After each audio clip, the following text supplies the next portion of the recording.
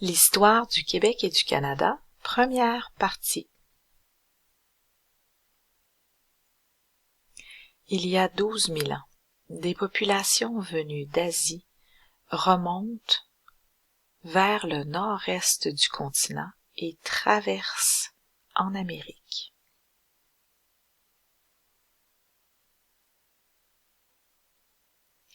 Et il y a environ 6 000 ans, ces populations venues d'Asie se déplacent vers le sud de ce qui est aujourd'hui le Canada et vont vers le Québec et l'Ontario que l'on connaît aujourd'hui.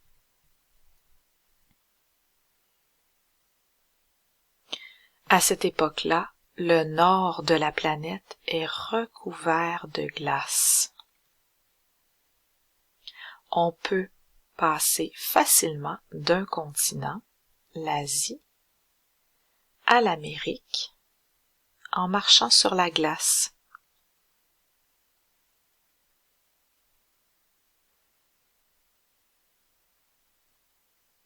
Les Autochtones, ce sont les premiers habitants du territoire, les premiers qui sont venus en Amérique.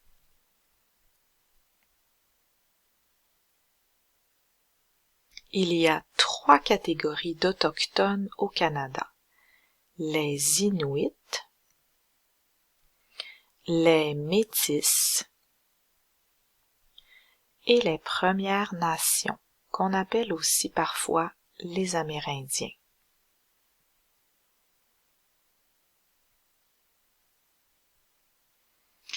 Les Inuits habitent principalement dans les régions au nord du Canada. Leur terre comprend la plus grande partie de la terre, de l'eau et de la glace de la région arctique. Voici le territoire des Inuits.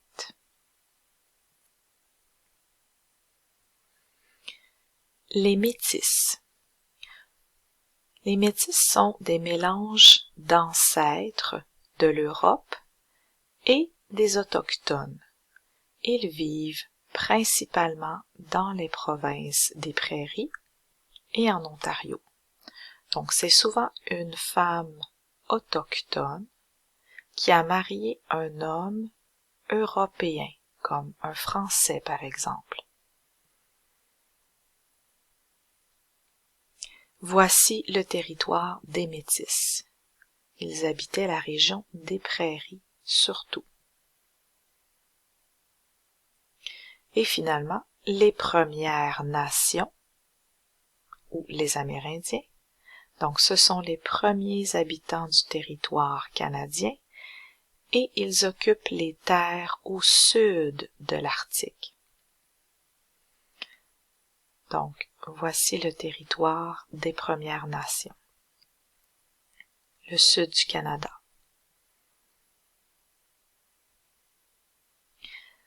Parlons des Premières Nations. Alors, il y avait principalement 2 groupes de Premières Nations, les Iroquois et les Algonquiens. Voici la carte de l'occupation du territoire vers les années 1500. En rouge, les Iroquois, en gris, les Algonquiens et en brun, les Inuits. Les explorateurs comme Jacques, Cartier pensaient être arrivés en Inde. Donc ils ont appelé les habitants qu'ils ont vus les Indiens. Et plus tard, on les a appelés les Amérindiens parce que ce sont des Indiens, en quelque sorte, d'Amérique.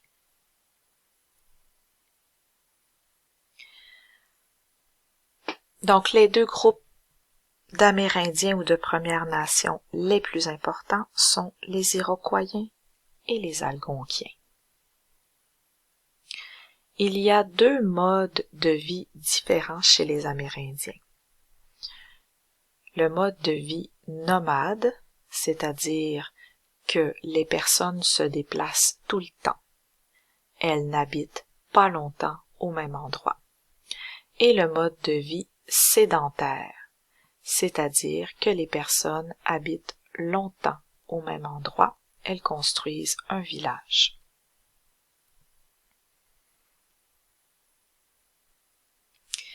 Les Iroquois habitaient la région du fleuve Saint-Laurent, de chaque côté du fleuve et autour des Grands Lacs en Ontario. Donc, les Iroquois sont une des deux grandes catégories d'Amérindiens qui se trouvaient sur le territoire actuel du Québec et de l'Ontario. Les Iroquois étaient sédentaires vers 1500. Ils habitaient longtemps au même endroit et ils construisaient un village avec des maisons. Ils habitaient dans ce qu'on appelle des maisons longues. Voici les maisons longues. Le village est protégé par une clôture de bois qu'on appelle palissade. Ici, c'est la palissade. Il se déplace en canaux d'écorce. On fabriquait des canaux avec l'écorce des arbres. Les Algonquiens maintenant. Les Algonquiens vers 1500 avaient un mode de vie nomade, c'est-à-dire qu'ils se déplacent tout le temps.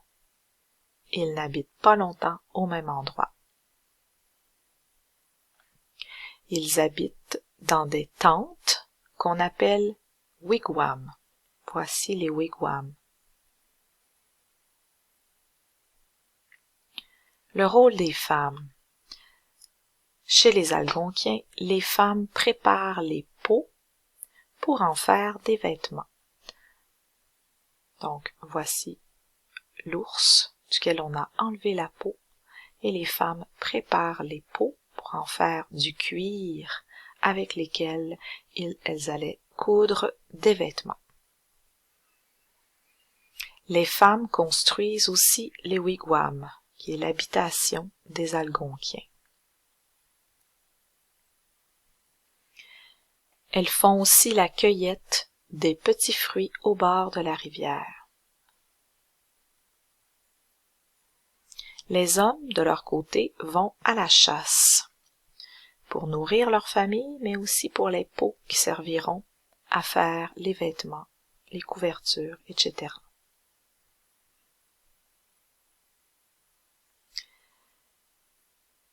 Les Algonquiens se déplacent aussi en canot.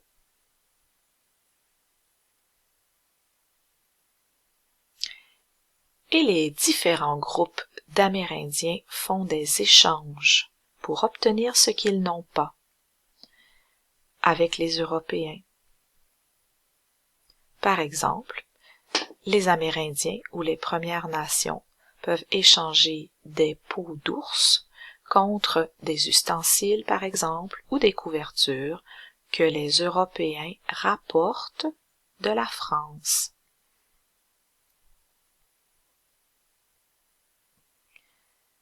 De quoi les Amérindiens vivent-ils?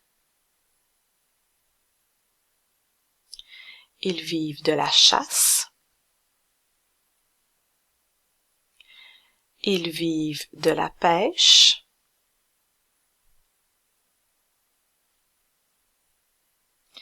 Ils vivent de la cueillette des petits fruits.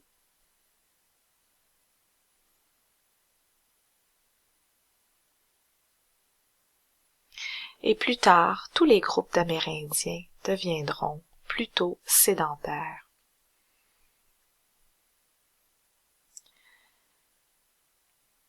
Donc c'est plus pratique pour se nourrir de construire un village et d'y habiter plus longtemps, puisqu'on peut cultiver la terre tout autour du village pour se nourrir plus facilement.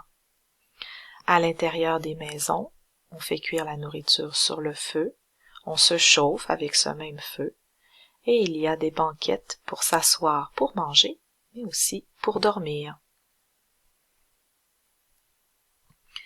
Donc les Amérindiens vont cultiver la terre entre 500 et l'an 100.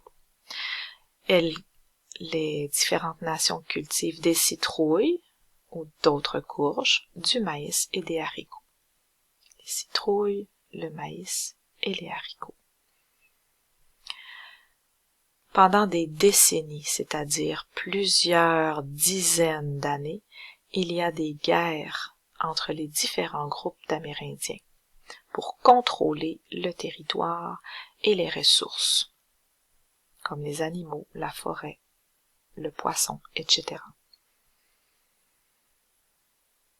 Donc vers 1500, les voyages d'exploration commencent. Le roi de France et les rois des différents pays d'Europe de l'Ouest cherchent un chemin vers l'Asie pour aller chercher différentes richesses. Alors le roi demande à Jacques Cartier de trouver un passage vers l'Asie pour aller y chercher des nouvelles richesses, par exemple la soie ou les épices.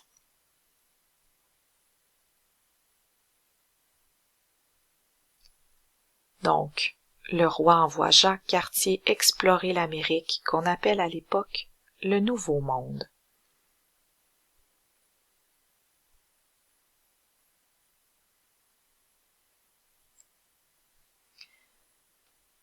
Jacques Cartier est envoyé par le roi François Ier.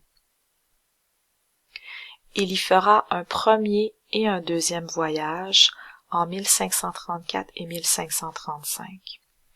Il explore alors la région autour du Saint-Laurent et il nomme cette région Canada, qui vient du mot Kanata, qui veut dire village en langue iroquoienne, la langue des Amérindiens.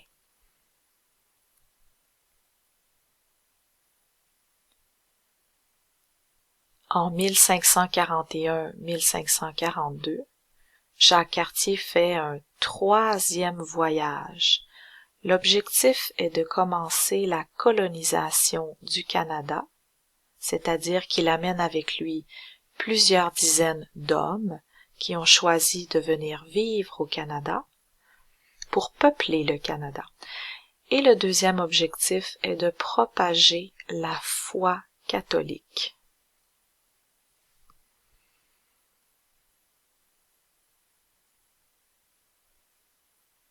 Donc, vous voyez ici sur la carte le territoire occupé par les Français en bleu vers 1745, au début de la colonisation. C'est un très grand territoire qu'on appellera Nouvelle-France.